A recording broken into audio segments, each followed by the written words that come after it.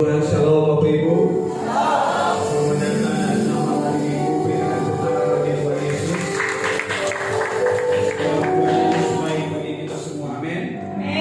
Saya percaya kita bisa melewati di hari-hari ini dengan Tuhan. Terus kira-kira katakan kita bisa melewati. Haleluya.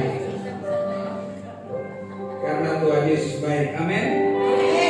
Kata orang Ambon cincau biasa. Haleluya. Amin. Puji Tuhan, mari kita menyembah Tuhan, kita siap bagi kita di pagi hari ini. Bapa, Kau hadir di tempat ini dalam memulihkan yang semua. Ibadah yang dari awal Kau memutuskan bagi kebaikan. Kau terus bekerja di tempat ini, umat Tuhan perjalanan Kau sertai mereka. Di mana mereka yang selamat di tempat ini, menyatukan hati itu dari penyembah yang pada akhirnya. Di dalam nama Tuhan seperti tidak memiliki kuasa apapun untuk ambil alih pekerjaan dari tempat ini. Hanya kuasa Kudus mengalir di dalam nama Yesus. Kami bersyukur sebab Engkau baik Tuhan bagi kami. Haleluya. Telah kulihat bukit kasih-Mu, Kau menderita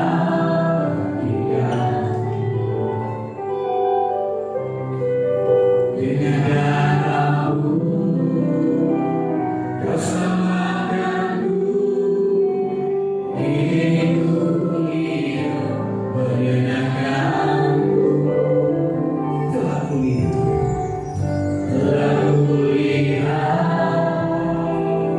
bukit kasih-Mu, Kau menderita dan hilang. Dengan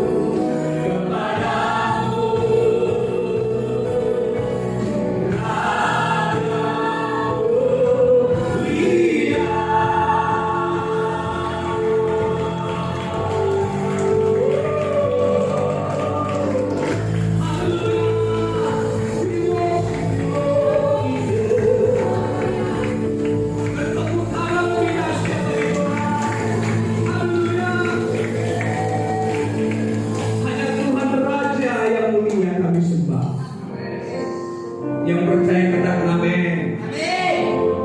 Ada sukacita amin. Menyembah dalam roh dan kebenaran memuaskan hidup kita. Amin. Haleluya. Diberikan katakan Tuhan Yesus baik bagi kita. Oleh darah anak domba. Haleluya.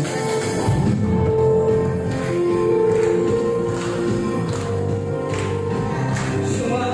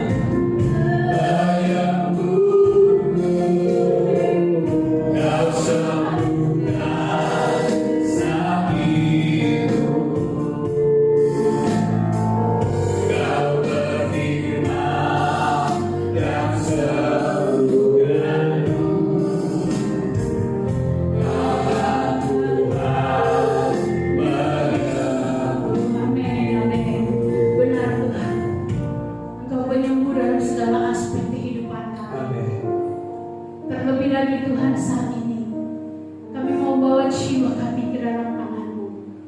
Hati dan pikiran kami ya Bapa, untuk dipenuhi, ditaburi oleh firman-Mu Bapa. Biarlah kami mampu menangkap dan menerima berkat-Mu, sehingga kami mengalami pertumbuhan secara rohani. Di dalam nama Yesus, Roh Kudus, bawa kami menghormati firman-Mu, bawa kami dengan setia mendengarkan firman-Mu. Penuhi jiwa kami dengan hikmat dan kebijaksanaan-Mu, dengan pengertian-Mu Bapa, agar setiap kami boleh seperasaan, sepikiran dengan Engkau ya Bapa. Dan kami menangkap seluruh firman-Mu ini untuk menopang kehidupan kami, di dalam kami menanti-nantikan Engkau sampai Kau datang menjemput kami di awan permai. Terima kasih Bapa, di dalam nama Yesus kami siap menyambut firman-Mu. Haleluya, haleluya. Sama-sama katakan amin. Puji Tuhan, silakan duduk. Apa kabar Bapak Ibu semuanya? Apa kabar semuanya? Belum serentak. Yang kiri, apa kabarnya yang kiri? Yang tengah, depan saya, apa kabar? Bisa dilewati bersama denganku. Kanan, lebih nyaring ya karena banyak yang sudah. Apa kabar hari ini? Yes, amin. Baca Pak gede suaranya. Amin. Bapak Ibu yang terkasih, hari ini kita akan mendengarkan firman Tuhan tentang menang atas padang gurun kehidupan. Siapa di sini yang selama hidupnya tidak pernah mengalami padang gurun? Padang gurun itu berarti berbicara tentang masalah hidup. Semua kita mengalami. Demikian juga pada masa Musa membawa kaum Israel keluar dari padang gurun. 40 hari 40 malam. Namun apa yang terjadi? Karena mereka tidak taat, karena mereka tidak setia, mereka mengeluh, dan akhirnya tidak ada satupun yang sampai ke tanah perjanjian kecuali siapa? Joshua. Kecuali Joshua, bukan Joshua anak saya. Kecuali Joshua. Kenapa Joshua bisa masuk ke dalam tanah perjanjian? Karena Joshua taat kepada Tuhan. Joshua dia tidak mengeluh. Joshua tidak hitung-hitungan sama Tuhan.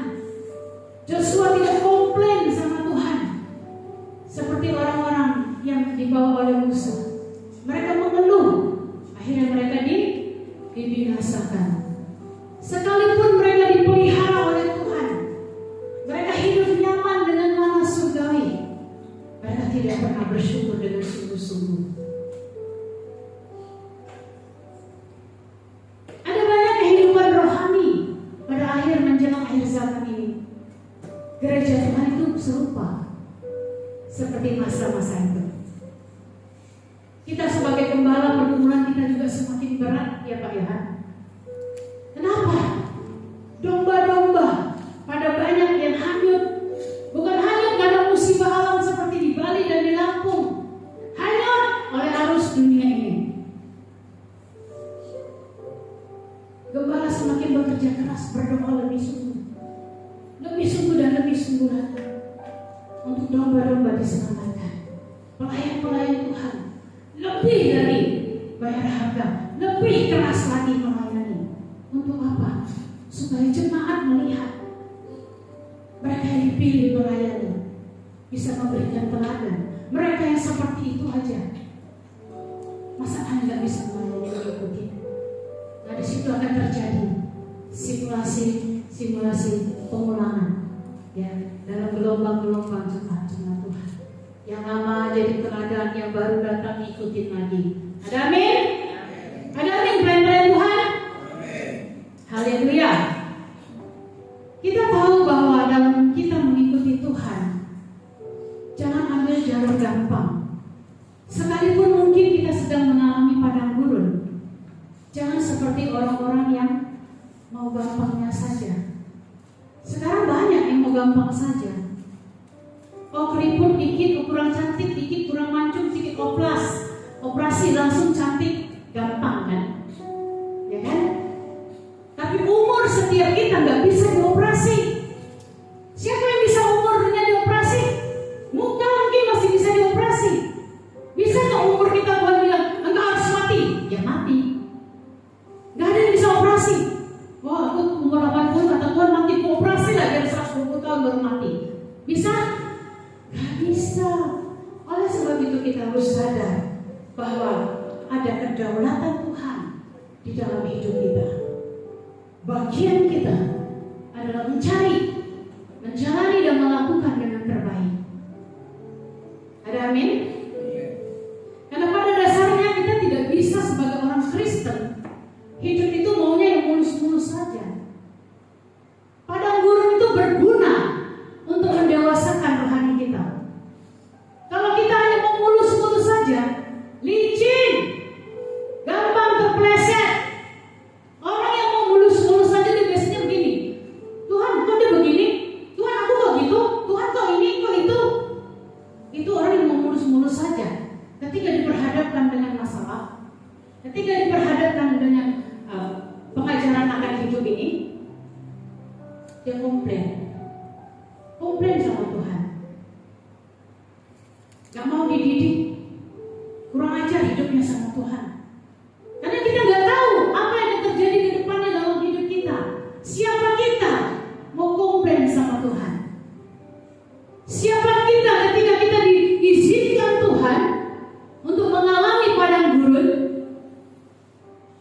Kita mengeluh dan teladan itu, contoh itu sudah ada, binasa. Kaum Israel yang dibawa oleh Musa, semuanya binasa. Binasa. Masih terjadikah sampai hari ini? Masih. Kalau kita mau pelajari tentang kitab suci, bahwa apa yang terjadi pada masa-masa lalu, apa yang sudah terjadi pada masa-masa lalu akan terjadi lagi. Akan terjadi lagi untuk masa-masa ini dan yang akan datang. Bapak Ibu percaya? Pada saat Yesus dibaptis, menggenapi kehendak Bapa, bukan karena dia berdosa, tapi karena dia mau taat dan setia kepada Tuhan. Setelah dibaptis, apa yang dia lakukan?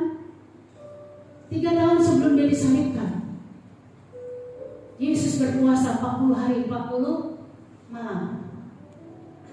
Dia berkumpul mempersiapkan diri secara supranatural, secara spiritual, secara ketaatan, kesiapan hati untuk menjalani apa yang Tuhan mau. Dia berpuasa 40 hari 40 malam bukan untuk pergumulan pribadi. Siapa di sini yang pernah puasa 40 hari 40 malam? Siddhartha Gautama aja pernah 40 hari di bawah pohon Bodhi. Anak-anak Tuhan pernah berpuasa 40 hari? Bu, nanti mati bu. Kurus. Siapa yang pernah berpuasa 3 hari 3 malam?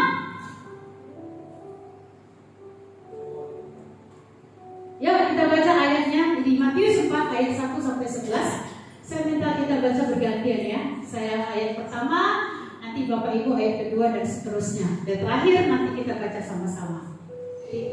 Maka Yesus dibawa oleh Roh ke padang gurun untuk dicobai iblis.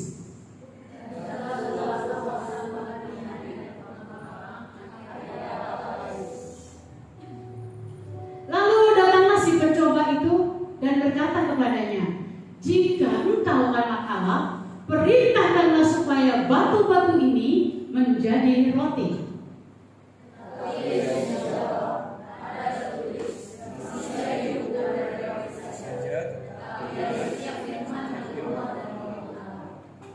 Kemudian iblis membawanya lagi ke kota suci. Ini cobaan yang kedua.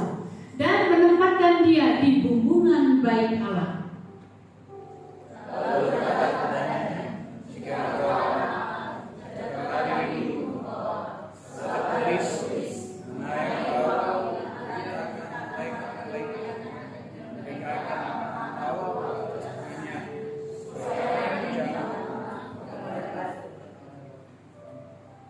berkata kepadanya, ada pula tertulis, jangan engkau mencobai Tuhan Allahmu.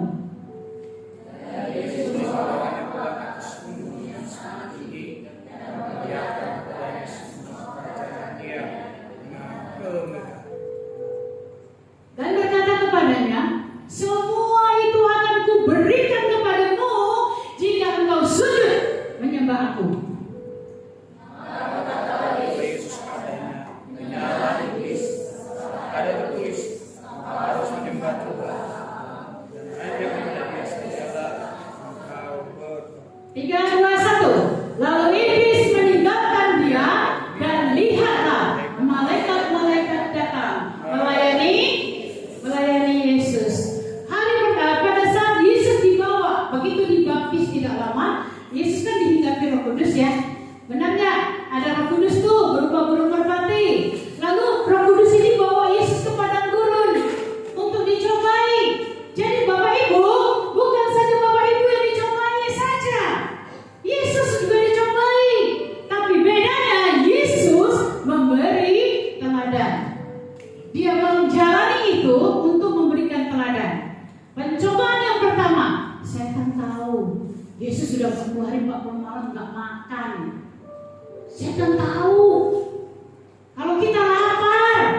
Setan tahu kalau kita lagi sakit hati. Setan tahu kalau kita lagi ada padang gurun. Pada saat dia tahu Yesus sedang lapar, dia bilang apa? Coba ayat yang pertama. Masih ingat? Jangan dikeluarin kok. Kan tadi baca sama-sama. Baca firman itu disimpan. Dia bilang apa? Kalau engkau anak Allah, batu-batu ini jadi roti. Ganti tukar, ubahlah batu-batu ini menjadi roti katanya. Yesus langsung bilang apa? Iblis, boleh nggak aku begitu? Enggak. Iblis nggak bilang. Yesus nggak bilang, tunggulah, aku kan masih belum lapar betul-betul sih. Padahal 40 hari 40 malam. Tidak ada alasan. Cuma Yesus langsung tegas. Dia berkata, ada tertulis. Dia bilang, ada tertulis. Manusia tidak hidup hanya dari roti. Dari percobaan yang pertama ini, Yesus memberikan contoh. Jangan khawatir dengan apa yang kau makan. Jangan khawatir dengan apa yang kau minum. Jangan khawatir dengan apa yang kau pakai. Ada tertulis? Ada tertulis? Ada. Dalam firman Tuhan. Bukan dalam warta jemaat. Ada tertulis. Dia berkata, janganlah hanya hidup memikirkan makanan kampung tengah. Karena banyak kampung tengah inilah yang bikin masalah. Orang kalau sudah lapar, gusar. Gusar hatinya, gak waras pikirannya. Jiwanya mulai goyah. Benar? Benar apa benar? Benar. Udina yang benar. Yesus mau memperlihatkan kepada kita bahwa sekalipun engkau dalam kelaparan, engkau harus hidup bergantung kepada firman Allah. Karena kuasa firman itu sanggup memberikan engkau satu kekenyangan yang engkau tidak akan lapar lagi. Ada tertulis? Ada. Air yang Tuhan berikan untuk kita minum tidak akan membuat kita haus lagi. Ada tertulis? Ada. Maka Yesus konsisten dan tidak mengubah firman dan tidak mengubah perkataan Allah lewat para rasul. Ada tertulis. Sekalipun kau dalam kelaparan, sekalipun kau dalam padang gurun, masalah yang tidak selesai, bergantunglah kepada firman Allah. Karena firman Allah itulah yang sanggup mengadakan mukjizat. Karena firman itu hidup dan berkuasa. Pertanyaannya, kita cari firman atau tidak? Pada saat dalam masalah, cari firman atau tidak? tidak berpikir, Tuhan ini kenapa begini, kenapa begitu. Tuhan, keluargaku di sana kelaparan, rumahnya dihanyutkan. Ada satu saudari kita yang bersaksi, tolonglah doain, rumah kakakku di Bali sudah hanyut di bawah air dan dia ada di pengungsian, tidak ada satupun baju yang dia bawa. Saya katakan kepada dia, ingat, ada Tuhan. Sekalipun udah gak ada rumah, gak ada baju, ada Tuhan. Tuhan sanggup mengadakan segala perkara, amin. Apa yang mustahil bagi manusia, tidak mustahil bagi Tuhan. Oleh sebab itu, sekalipun dalam tekanan hidup, jangan hidup yang salah kepada Tuhan. Jangan hidup kurang ajar kepada Tuhan. Jangan hidup tidak taat kepada Tuhan. Jangan hidup tidak setia kepada Tuhan. Padahal disitulah perlindungan dan pertolonganmu ada. Ada amin? Jangan lari dari Tuhan. Sekalipun engkau dalam ketidakberuntungan saat ini, percayalah, pada saat itulah engkau akan melihat pertolongan Tuhan. Ketika kata saya katakan ya, kalau orang cukup-cukup saja, mulus-mulus saja, dia kadang-kadang lama-lama tidak butuh Tuhan. Benar apa benar? Orang kalau sudah mulus-mulus saja, duitnya banyak, rumahnya bagus, hidupnya tenang, ya senang, butuh Tuhan nggak? Lama-lama dia nggak butuh Tuhan. Dia cuma butuh rekening yang gendut. Karena dengan rekening gendut dia bisa membeli segala sesuatu, bahkan bisa membeli orang, karyawan-karyawan yang melayani dia. Ya, tapi kalau kita ada Tuhan, segala sesuatu yang terpenting nyawa kita tidak akan hilang tanpa seizinnya. Tidak akan lepas dari tubuh kita. Sekalipun ada banyak uang di Bali, rumah yang begitu mewah, habis semuanya. Mobil yang begitu mewah, hancur. Tunggang-tunggang bertumpuk semua jadi satu. Saya bilang kepada saudara saya, kamu gak bisa ke sana. Gak bisa, bandara tutup, banjir, pesawat gak jalan. Cuma satu-satunya jalan, kamu pelayan Tuhan. Satu-satunya jalan. Ada dari atas tangan Tuhan tidak akan pernah meninggalkan cecemu. Dari atas datangnya pertolonganmu dari Tuhan untuk cecemu. Anaknya ketemu enggak? Suaminya ketemu enggak? Belum. Berdoa. Saya merinding. Berdoa saya bilang. Berdoa kepada Tuhan. Sujud kamu di kaki Tuhan untuk kakakmu dan keluarganya. Bisa kamu kirim makanan? Gak bisa kan? Gak jalan kan? Semuanya gak jalan. Berdoa saja, segala-segala sesuatunya hanya Tuhan yang tahu. Lalu setan tidak berhasil untuk menghasut Yesus. Ya, ingat satu, masalah kampung tengah. Jangan karena kampung tengah, jangan karena lapar engkau meninggalkan Tuhan. Karena engkau tidak hidup dari kampung tengah ini, isi dari kampung tengah ini saja, tapi engkau hidup dari firman Allah. Kedua pencobaan yang kedua, kemudian setan juga membawa Yesus ke atas bumbungan bait Allah. Bumbungan itu artinya atap, atas, luar, atap, di luar atap, ya, yang paling tinggi. Yesus dibawa ke sana, ke atas bumbungan itu. Dia bilang, apa katanya? Jatuhkanlah dirimu ke bawah. Dia suruh Yesus bunuh diri. Jatuhkanlah dirimu ke bawah, sebab ada tertulis mengenai engkau. Ia akan memerintahkan malaikat-malaikatnya, dan mereka akan menatang engkau di atas tangannya. Menatang itu artinya begini, dua orang begini, tangannya bersambung, menatang. Ya, diangkat. Zaman dulu orang angkat manusia itu begini, ya, tangannya begini. Coba Ibu Vera maju sini Ibu. Begini juga, contohkan tangan Ibu. Dulu itu menatang orang sini, Bu, pegang sini. Begini, ya. Jadi orang itu duduk di tengah, kakinya di sini satu, di sini satu. Nah, makasih Bu. Itu menatang. Iblis ini pintar. Memang dia ini rajanya pembohong. Dia bilang, kalau engkau anak Allah, jatuhkanlah dirimu ke bawah, karena ada tertulis dan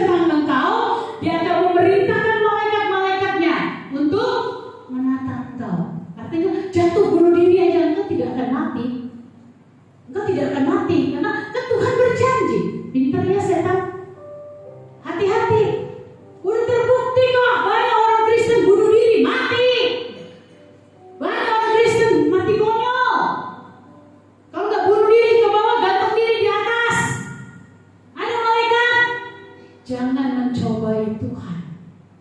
Apa kata Tuhan Yesus jawabnya? Apa jawab Yesus? Hello. Janganlah mencobai Tuhan. Kalau tali dijeratkan di leher pasti metong. Jangan bilang gak metong, cobain Tuhan deh. Sudah tahu itu bertentangan dengan firman Tuhan. Banyak gereja Tuhan sekarang. Tuhan, sikit-sikit lah nyerempet.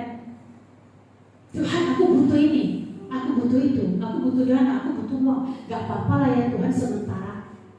Tuhan, sudah tahu pisau ditusuk itu berdarah. Tuhan, kalau pisau ini ditusukkan berdarah enggak ya? Konyol. Tuhan bilang apa? Ada tertulis. Yesus berkata ada pula tertulis. Janganlah engkau mencobai Tuhan Allahmu. Sudah tahu bahaya, ngebut lagi bawa kendaraan. Sekali sudah kecelakaan, patah kaki, patah tangan. Tuhan tuh aku jadi gini, aku ngebut tuh ngejar waktu loh. Bu anak dia nggak boleh terlambat. Lah sudah. Yang penting di sini itu hikmah dan kebijaksanaan. Jangan kita mencobai Tuhan. Kalau sudah dibilang jangan ngebut, ya jangan ngebut. Kalau sudah dibilang baca firman Tuhan supaya perjalanan hidupmu beruntung, ya baca. Sudah baca diingat, direnungkan, dilakukan, maka kita akan beruntung. Sepanjang hidup kita, segala liku-liku kehidupan kita yang berlubang, berpikir, itu semuanya Tuhan akan topang melalui kekuatan kuasa firman-Nya dan Roh Kudus. Ada dua yang menopang orang percaya saat ini, firman dan Roh Kudus. Itulah yang menopang kita selama kita ada di bumi, sampai kita kembali kepada Bapa Elohim Yahweh di langit baru dan bumi yang baru. Ada amin? Yesus berkata ada tertulis. Dia tidak mengarang perkataannya sendiri. Pada saat itu Yesus juga tahu dia juga Allah. Dia sanggup. Dia juga sanggup menjatuhkan diri dan tidak mati. Tapi dia sebagai 100% manusia, tetap dia taat. Tetap dia setia kepada Bapa. Tetap dia tidak melanggar perintah Tuhan, perintah Bapa. Makanya dia berkata kepada setan, jangan mencobai Tuhan Allah. Kalau sudah menyerempet dosa, lari, tinggalkan perbuatan itu. Kalau sudah tahu salah, tidak setuju dengan firman Allah, pergi, jangan bawa dirimu dalam pencobaan padang gurun yang tidak selesainya. Kenapa kau selalu ada bergumul, berputar-putar di padang gurun itu? Karena tidak punya prinsip firman. Sehingga ulang-ulang begitu terus. Pemandu hidupmu adalah firman dan Roh Kudus. Kita bisa salah, bisa. Kita lemah sebagai manusia, ya bisa lalai. Tapi bukan alasan untuk tidak bisa sempurna. Semua itu kembali kepada pilihan. Sama, Yesus itu juga Allah. Dia tidak memilih mengikuti setan terjun ke bawah. Dia tetap punya prinsip firman. Ada tertulis. Jangan kau mencobai Tuhan Allahmu. Sudah 2 kali nih dicobain nih, gak lewat. Aduh, mungkin setan garuk-garuk kepala. Yesus, aku mau gimana lagi ya mencobai kau ya, supaya kau mau ya menyembah aku. Lalu dia bilang apa? Iya. Dibawanya Yesus untuk melihat bukit yang paling tinggi. Dia suruh Yesus lihat ke bawah, kemegahan kota. Setan bilang apa kepada Yesus? Kalau kau mau menyembah aku, semuanya akan kuberikan kepadamu. Semua kemegahan dunia, kemewahan, harta, tahta, semuanya akan diberikan kepada Yesus.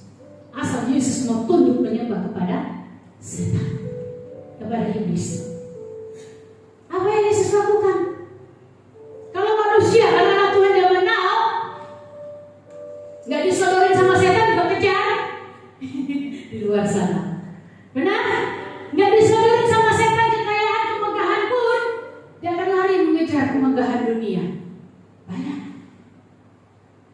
Itu juga terjadi pada zaman-zaman akhir ini.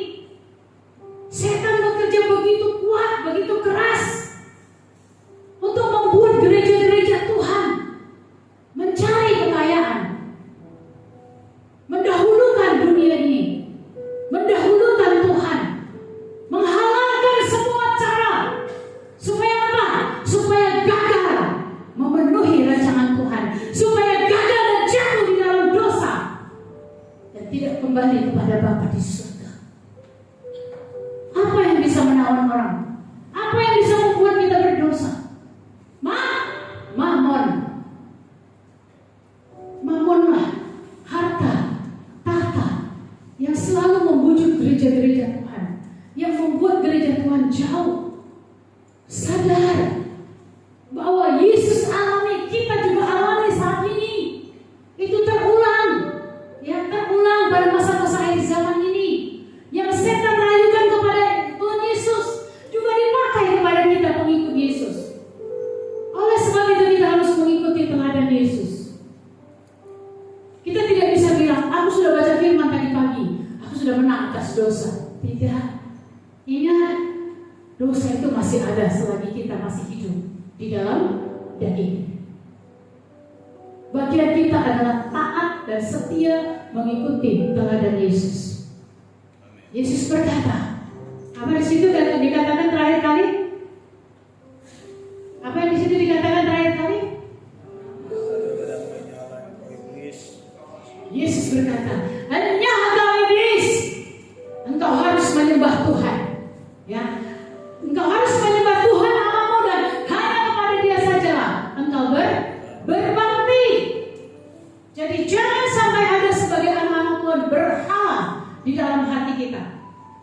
Ada sering orang-orang yang selalu mengelus keinginan-keinginan hatinya, itu adalah berhala.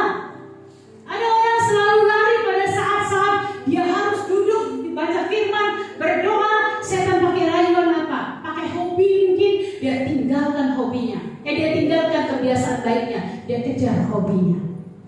Ada? Sering. Gak ada di sini, gak ada yang ngaku maksudnya. Saya percaya Bapak Ibu semua dipimpin Roh Kudus. Saya percaya Tuhan akan menuntun setiap jemaat di SKI Lighthouse Tanjung Pinang. Amin. Saya percaya juga Tuhan bekerja sehingga semua jemaat-jemaat di tempat ini mengalami Tuhan, sehingga terobosan-terobosan itu terjadi dalam hidup kita. Bapak Ibu yang terkasih, bersihkan hati kita dari segala bentuk berhala. Yesus berkata, "Enyah engkau iblis." Kita juga harus berkata, "Enyah engkau iblis, enyah dari hadapanku. Engkau gak usah merayu aku lagi. Aku milik Yesus. Aku ini anak raja. Aku ini anak Bapa, pewaris tahta surga." Nyah iblis, tidak ada sebanding yang kau tawarkan kepadaku di dunia ini dibandingkan yang Bapakku sediakan di tempat kekekalan, di langit baru dan di bumi yang baru. Ada amin? Oleh sebab itu kita harus terus mengkoreksi hati kita. Kita harus menjaga hati kita. Kepada siapa kita berbakti? Apakah kita berbakti untuk diri kita sendiri selama kita hidup?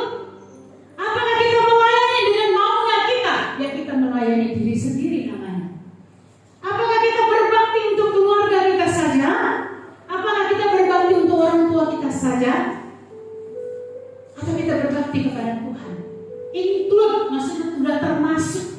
Kalau kita berbakti kepada Tuhan, semua itu sudah termasuk. Berbakti sebagai anak, berbakti sebagai suami, sebagai istri, sebagai anak. Itu semua sudah di dalam. Kalau pribadi ini berbakti kepada Tuhan, dia pasti berbakti kepada manusia.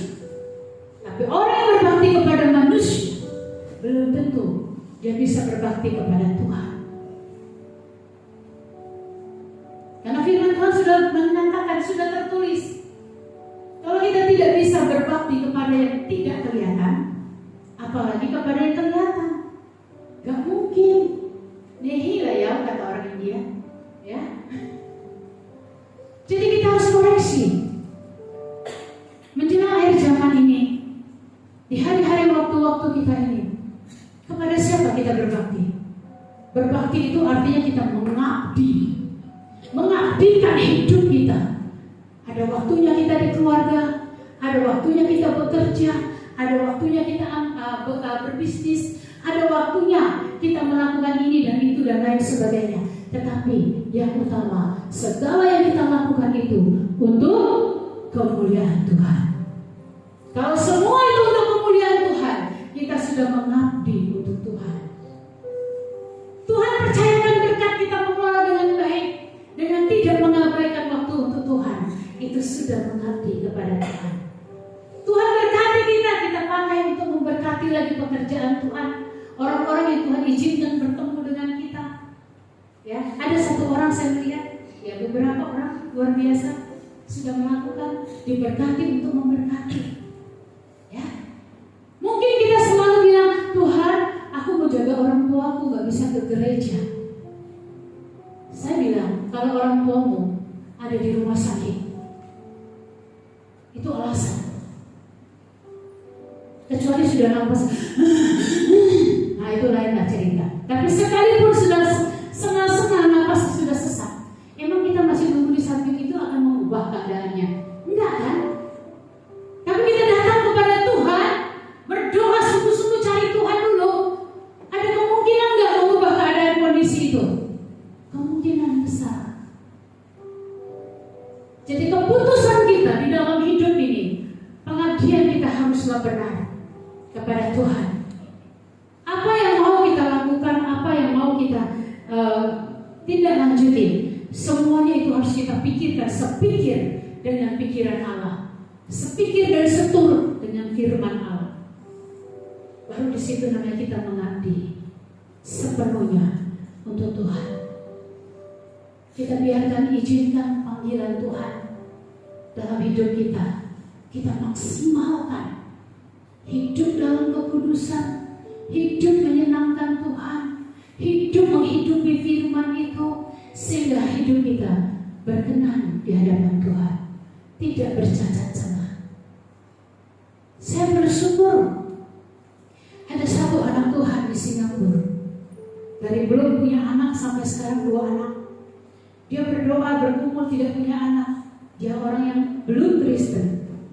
Dia juga yang 6 tahun ini menopang pelayanan pembagian sembako dan pembedahan rumah di gereja ini. Dia masih baik-baik, tapi dia percaya tidak ada jalan lain selain Yesus. Ada masalah dia, tolong, baik-baik loh, Buddha loh.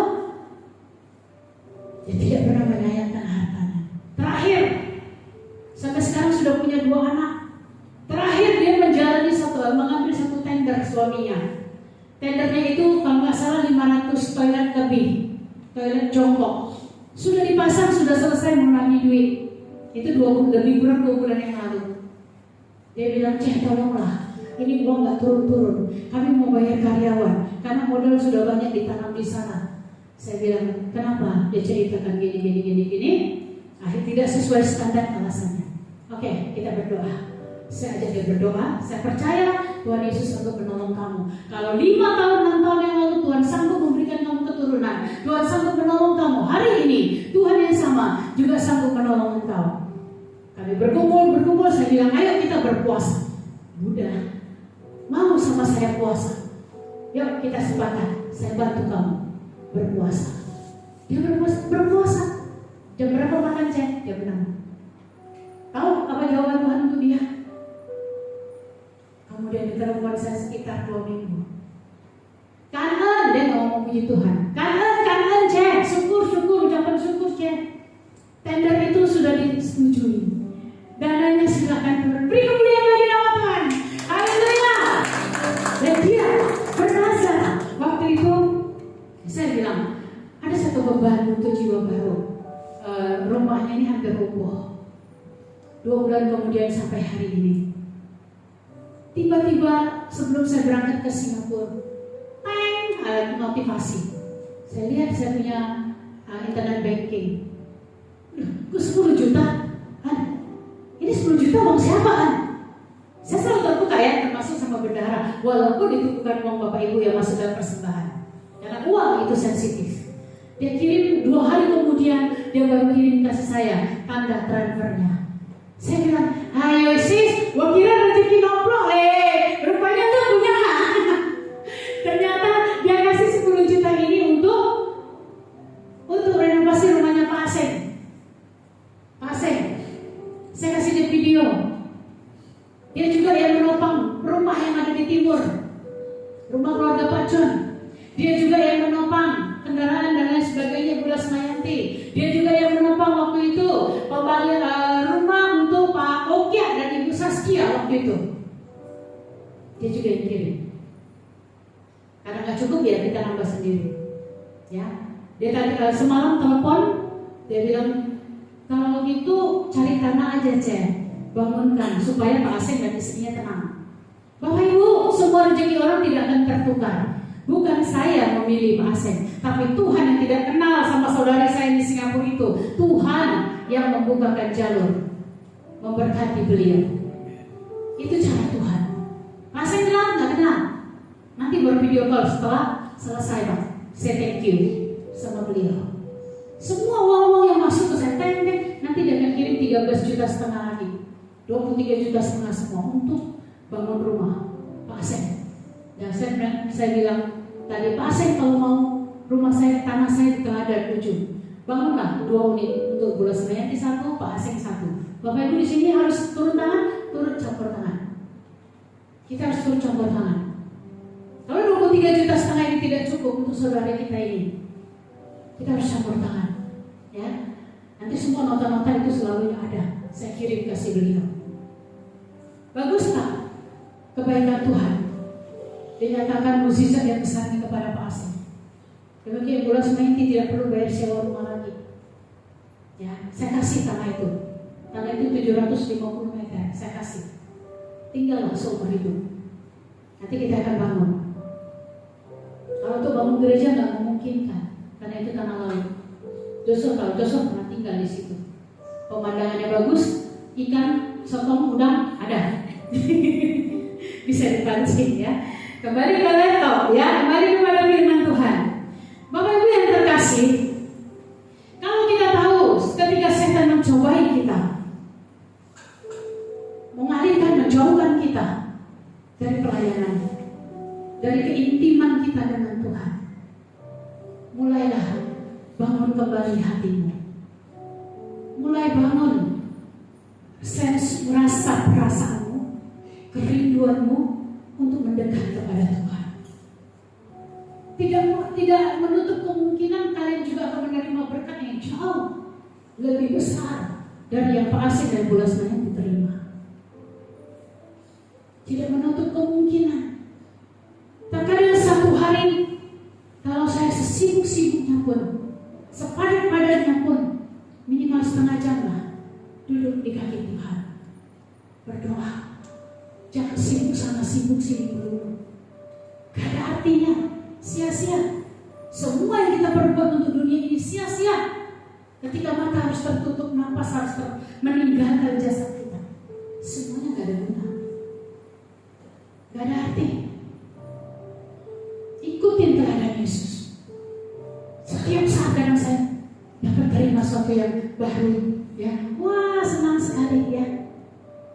Tapi kembali saya tanya ke hati saya, kalau yang senangkan hati saya ini, tiba-tiba Tuhan bilang, nah balik, saya mau tinggalkan nggak? Atau hati saya masih terpikat dengan sini? Nggak deh, nggak mau. Engkau yang terindah dalam hidupku, engkau satu-satunya dan terutama dalam hidupku. Aku mau kembali deh, nggak mau aku deh. Dunia ini semua akan binasa deh, nggak ada yang indah. Ya, kesenangan cuma sementara. Aku cuma mau engkau deh.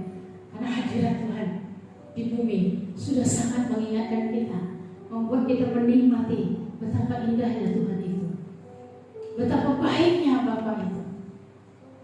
Bawa 6 orang ke Singapura minggu kemarin, bawa 6 orang sama saya. Di jalan kami berdoa, Ben, pemeliharaan anak raja, Ben. Kami mau nikmati pemeliharaan anak raja. Dapat nggak yang ke Singapura kemarin? Halo, mana ya? Angkat tangan. Dapat pemeliharaan anak raja nggak? Halo, Apo, Serina, Ibu Selvi, Ibu Tia, mana Bu Tia? Dapat pemeliharaan anak raja? bilang, Serena bilang gini, kok kali ini beda ya? Kita nggak kejar-kejar lari-lari kayak dulu sama Ahya, suami saya maksudnya. Dulu sama Ahya kita naik bus, kita naik MRT, jalannya jauh. Gue ini Alphard, Bo. Kemana-mana duduk Alphard, makan restoran. Pemeliharaan anak raja. Siapa di sini anak raja? Kita semua. Kita semua. Tetapi anak raja adalah anak yang hatinya tertawan penuh di dalam Tuhan. Yang hatinya melekat dengan Tuhan. Yang hatinya mengenal siapa itu Bapaknya. Itulah anak Tuhan. Anak raja. Jangan menjadi orang Kristen yang tidak mengenal raja, yang tidak mengenal Bapaknya. Kalau kita mengenal Dia, jangan hidup kita cuma mengikuti kehendaknya. Tidak berat, tidak terpaksa. Menjadi satu kesukaan. Karena tadi lagunya berkata apa? Ku mengasihi Yesus. Yesus berulang-ulang kali memberikan teladan bagaimana Dia taat kepada Bapa, bagaimana Dia setia kepada Bapa, bagaimana Dia mengalahkan ketakutannya, bagaimana Dia mempersiapkan spiritualnya untuk menggenapi kehendak Bapa. Itulah yang harus kita lakukan, yang harus kita contohi dan kita ikuti. Ada banyak gereja-gereja mulai kosong akhir-akhir zaman ini. Pelayan-pelayan Tuhan mulai hilang dari mimbar, dari gereja. Tapi penuaian atas kedar berlipat-lipat kali ganda. Nah loh, kita harus berpikir kembali. Kemana? Kemana yang kita dibaptis, diselamatkan, ditebus dosa kita oleh Yesus? Kemana kita? Kemana gereja-gereja itu? Artinya tubuh bait Allah ini. Gereja itu kita. Ya, kemana mereka? Lalu apakah kita masih tidak mau koreksi hati, koreksi diri, masih membiarkan hidup kita sibuk dan sibuk akan dunia ini? Setan itu jago kalau jauhin anak Tuhan. Setan itu tahu apa yang bisa menjauhkan anak Tuhan. Kesibukan. Kesibukan itu akan membuat kita jauh dari Tuhan. Coba ambil tindakannya. Kalau engkau beranikan diri memilih Tuhan yang utama dan terutama di dalam hidupmu, saya mengatakan catat ini, engkau tidak akan mengalami kerugian apapun. Tidak sama sekali. Karena kalau kita mengabdi penuh kepada Tuhan, bukan Tuhan yang ada di dunia ini. Kalau kita mengabdi penuh kepada Tuhan, kita tidak akan mengalami kerugian apapun. Saya sudah mengalami. Sekalipun tender itu berapa ratus juta, saya bilang saya mau ke gereja minggu gak kerja. Jangankan berapa ratus juta, Dia pemilik alam semesta, Dia Bapa yang kaya. Akhirnya konsumen saya itu, nasabah saya itu bilang, oh ya besok aja gak apa-apa. Bukankah itu mukjizat? Bukankah itu Tuhan menguji hati kita? Tuhan mengizinkan kita memilih yang mana? Kita memilih Tuhan kah? Atau memilih hantu? Atau memilih dunia ini? Perlu kita pikirkan. Dalam hidup kita berhadapan dengan pilihan setiap saat. Orang yang mengabdi kepada Tuhan, dia haus akan Tuhan. Dia cinta akan rumah Tuhan. Bahkan sampai hangus hatinya, habis hatinya untuk melakukan perkara-perkara Tuhan, untuk kerja kerajaan Tuhan. Ya, saya ingin melihat dari tempat ini jemaat-jemaat Tuhan yang benar-benar mengabdi untuk Tuhan. Kalau kita mengabdi itu tidak berkata, oh aku well singer.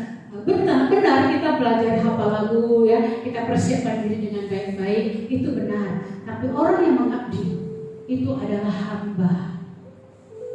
Tahu arti hamba? Hamba itu kalau bahasa saya itu keset kaki. Ada yang hamba Tuhan gak terima kalau saya bilang saya ini keset kaki. Kamu kan berharga di mata Tuhan, kok kamu bilang kamu keset kaki? Dalam satu hal, satu sisi, saya menghambakan diri saya seperti keset kaki supaya saya tidak sombong, supaya saya tidak hitung-hitungan sama Tuhan,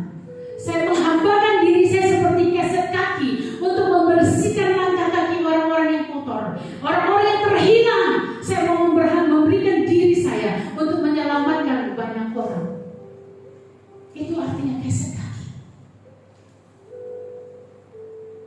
Bukan artinya hina.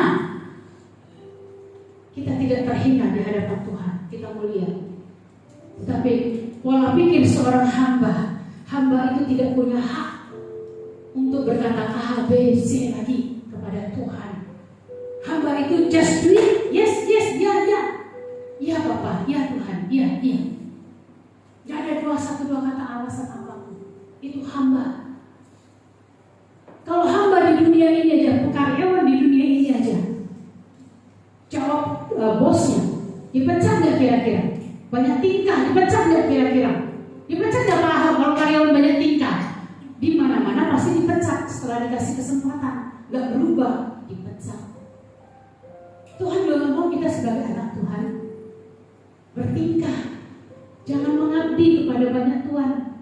Jangan menyimpan berhala di dalam hatimu, karena Dialah satu-satunya Tuhan untuk kita berbakti, untuk kita mengabdi. Segala yang kita lakukan melebihi pekerjaan kita, keluarga kita, segala sesuatunya milik Tuhan. Bapa kita di surga. Sebentar kita akan mengambil perjamuan, mengingatkan kita kembali kepada Yesus yang rela mengorbankan hidupnya, yang rela dihancurkan tubuhnya, darahnya mengalir menebus hidup kita, dan tidak ada yang ditahannya untuk menyelamatkan Bapak Ibu dan saya. Begitu besar kasih Tuhan itu, kita tidak dapat membalasnya. Marilah kita belajar mengabdi, menyembah Tuhan dengan benar. Mengabdilah sebagai hamba. Perjuangkanlah pekerjaan Tuhan dalam hidupmu, karena engkau semua tidak diselamatkan untuk menjadi pengangguran di kerajaan Allah. Kita semua tidak diselamatkan menganggur dalam pekerjaan Tuhan. Kita semua punya tugas. Rendahkan hatimu, rendahkan dirimu sampai habis, sampai tangan Tuhan menuntun engkau berjalan di dalam kehendaknya. Jangan punya target di mata Tuhan. Jangan sombong sebagai anak Tuhan. Jangan kita menahan langkah kita ketika ada banyak jiwa-jiwa membutuhkan kita. Jangan juga kita membuat kehendak kita, rancangan kita, membuat Tuhan mengikuti kita. Jangan mencobai Tuhan. Janganlah kita mengikuti segala keinginan hati kita. Ikuti teladan Yesus. Cari wajah Bapamu. Cari Tuhan. Di situ ada kelegaan. Di situ ada kelepasan. Di situ ada kesembuhan. Di situ ada kekuatan. Lewat perjamuan kudus, engkau akan dipulihkan. Engkau akan disembuhkan dengan ucapan syukur, dengan pengertian yang benar bahwa tidak ada yang mustahil bagi Tuhan, bahwa begitu besar kasih-Nya untuk menyelamatkan kita. Kita bertanggung jawab menghidupi keselamatan itu. Mari kepada hamba Tuhan yang membawa perjamuan kudus, saya persilakan untuk maju ke depan. Bapak Ibu yang terkasih, saya memberikan waktu kepadamu. Berdoalah secara pribadi. Minta kepada Tuhan untuk menyucikan dan menguduskan hidupmu. Mungkin ada berhala-berhala di dalam hatimu. Ambil dan buang semua itu. Izinkan Roh Allah, Roh Kudus, satu-satunya pribadi yang berkuasa penuh, menuntun, berkuasa, berdaulat di dalam hidupmu. Izinkan Dia berbicara kepadamu dan minta urapan kepekaan kepada Tuhan melalui tubuh dan darah yang menyatu di dalam tubuhmu. Minta kepekaan agar kau mendengarkan suara Tuhan, agar menjadi orang Kristen yang tidak peka, tapi peka kepada suaranya.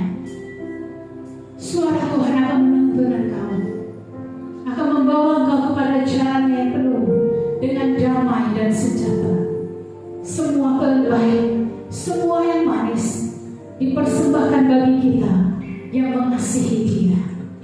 Bapa yang baik, sucikan dan kuduskan roti dan anggur ini ya Bapa, yang adalah simbol tubuh dan darah-Mu. Engkau menyucikan dan menguduskannya. Engkau Tuhan menjamah, Engkau Tuhan melawat roti anggur perjamuan ini. Engkau meneteskan kuasa darah-Mu atas anggur ini, sehingga anggur ini menjadi anggur urapan, menjadi minyak urapan yang menguatkan iman kami, yang membawa iman kami semakin hari semakin dewasa di dalam Engkau, semakin seperasaan, sepikiran dengan Engkau ya Bapa. Di dalam nama Yesus Kristus, jangan tinggalkan kami dan pegang hidup kami anak-anak-Mu.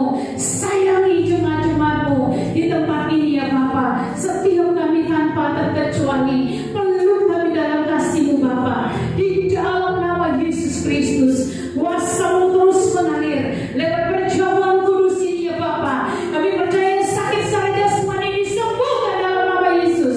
Yang sakit jiwa yang tidak tepat dengan perasaan-Mu dipulihkan dan dibenarkan, dipenuhi, digantikan dengan kebijaksanaan di dalam nama Yesus. Yang sakit secara rohani Tuhan, rohani yang tertidur, Tuhan bangkitkan dalam nama Yesus. Dengan api Roh Kudus-Mu ya Bapa, Engkau bangkitkan iman anak-anak-Mu di tempat ini, sehingga kami hidup hanya untuk-Mu ya Bapa. Terima kasih Bapa, terima kasih dalam nama Yesus. Amin. Sucikan dan kuduskan tangan-tangan kami yang menerima tubuh dan darah Yesus, sehingga setiap kami layak mengambil perjamuan kudus-Mu.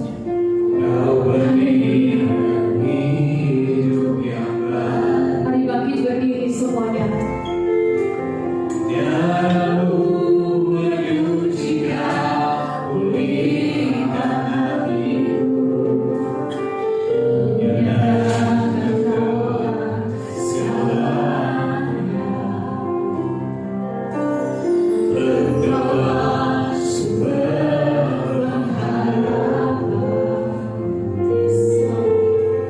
Bersama satu penyembuh.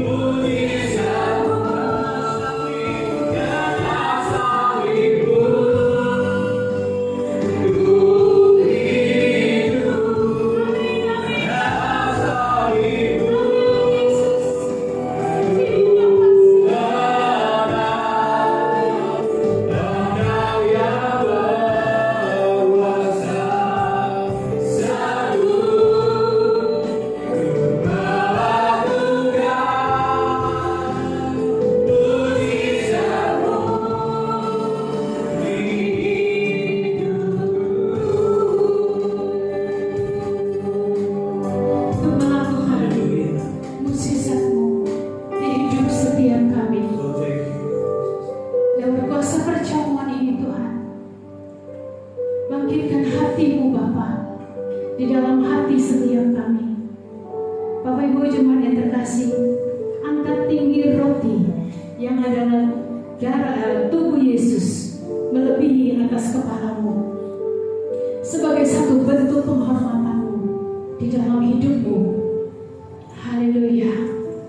Bapak Ibu yang terkasih, tubuh Yesus tercabik-cabik di sepanjang jalan sampai di atas bukit Golgota. Perih, sakit, menderita, namun semua itu Dia tanggung demi engkau dan aku, demi dunia ini. Bapak Ibu yang terkasih, hormati, hargai pengorbanannya. Biar lewat pengorbanannya kita memiliki roh yang takut akan Allah. Kita memiliki kesetiaan dan ketaatan akan Dia. Kita tidak akan jatuh kembali kepada dosa masa lalu, karena terlalu kudus dan terlalu mahal tubuh dan darahnya yang diberikan bagimu. Di dalam nama Yesus Kristus, Bapak Ibu percaya ini adalah tubuh Yesus. Engkau yang percaya sebelum kau memakannya, dengarkan firman Tuhan. Dan ketika mereka sedang makan, Yesus mengambil roti, mengucap berkat, memecah-mecahkannya, lalu memberikan kepada murid-muridnya dan berkata, ambillah, makanlah, inilah tubuhku. Mari kita makan bersama di dalam nama Yesus.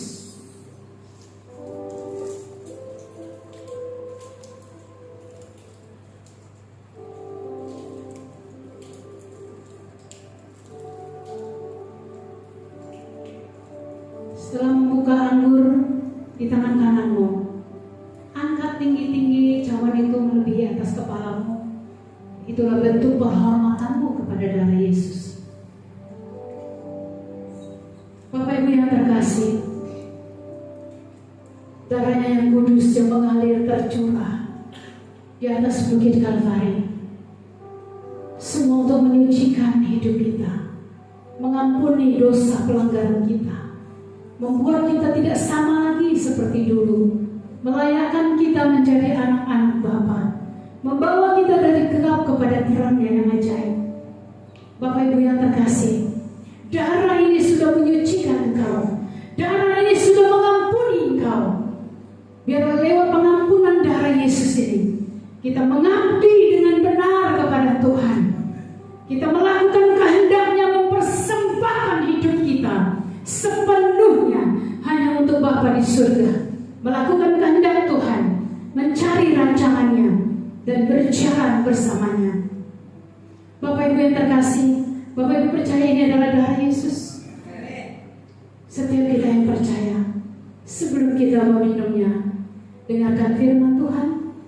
Sesudah itu Ia mengambil cawan, mengucap syukur, lalu memberikannya kepada mereka dan berkata, minumlah kamu semua dari cawan ini, sebab inilah darahku, darah perjanjian yang ditumpahkan bagi banyak orang untuk pengampunan dosa.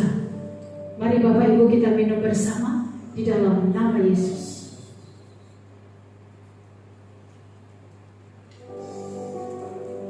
Mari bersyukur.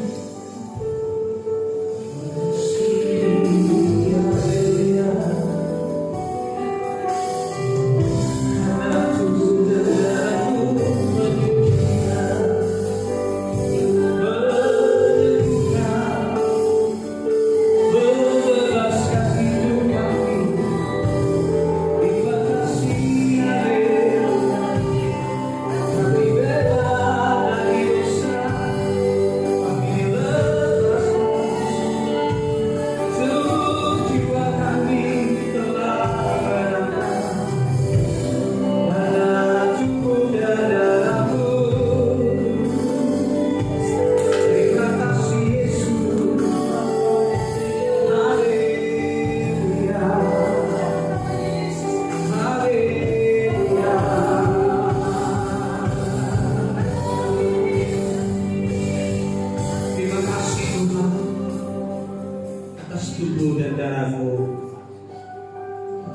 firman Tuhan yang menghidupkan kami kembali, menggairahkan hidup kami kembali, supaya kami tahu bahwa hanya Yesus yang bisa kami andalkan dalam hidup ini.